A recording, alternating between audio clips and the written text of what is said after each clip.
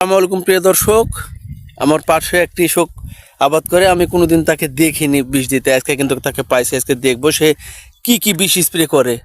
আসসালামু আলাইকুম ভাই। ওয়ালাইকুম আসসালাম। ভাই আপনি একটু উঠেন, আপনার সঙ্গে একটু কথা বলবো।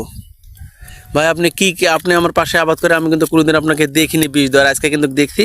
আজকে আমি দেখবো, আমি প্রিয় দর্শককে দেখাবো যে আপনি কি কি বিষ স্প্রে করেন। দেখেন,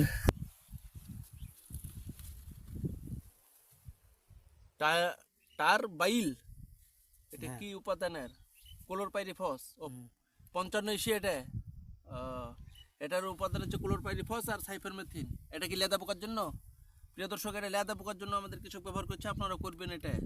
এই সাইফারমেথিন আর ক্লোরপাইরিফস। এটা এটা হচ্ছে রাসপিড। এটা কিসের ওষুধ আপনি জানেন? হ্যাঁ ভাই, কি এটা? এটা হচ্ছে জাত পোকার। জাপ পোকার। ধন্যবাদ প্রিয় দর্শক, এটা হচ্ছে ইমিডাক্লোরবেটের বিষ, এটা জাপ পোকার বিষ। এটা সবাই ব্যবহার করবেন, এটা অত্যন্ত প্রয়োজনীয় এই আলুর জন্য। ইমিডাক্লোরবেটের বিষ। দেখি এটা কি? রাসজল, হেক্সাকোনাজলের। এটা প্রিয় দর্শক, এটা পচনের জন্য। প্রিয় দর্শক, এই যে হেক্সাকোনাজলের বিষ ব্যবহার করছে পচনের জন্য। পচনের বিষ আমরা তরলও ব্যবহার করব এবং পাউডারও ব্যবহার করব। পাউডার ব্যবহার করেন আপনি? কি বিষ দিলেন পাউডার? অর্ডার দিলাম হচ্ছে আপনার চমকা হচ্ছে,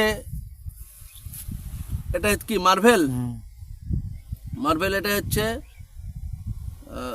ক্লোরোফেনিক্স অ্যাসিড। ও এটা কি আলু বড় করার জন্য? ভিটামিন। ভিটামিন।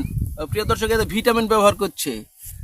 আপনারা এখন শেষের দিক চলে আসছে, আপনারা চাইলে যদি গাছ ভালো থাকে ভিটামিন ব্যবহার করার দরকার নাই, যদি খারাপ থাকে তো ব্যবহার করবেন, সমস্যা নাই।